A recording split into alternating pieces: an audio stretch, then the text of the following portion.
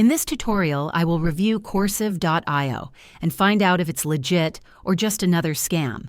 Coursive.io claims to provide free access to premium online courses from platforms like Udemy and Coursera, covering topics like coding, marketing, and design. Some users say the site works well and offers valuable content for learners on a budget.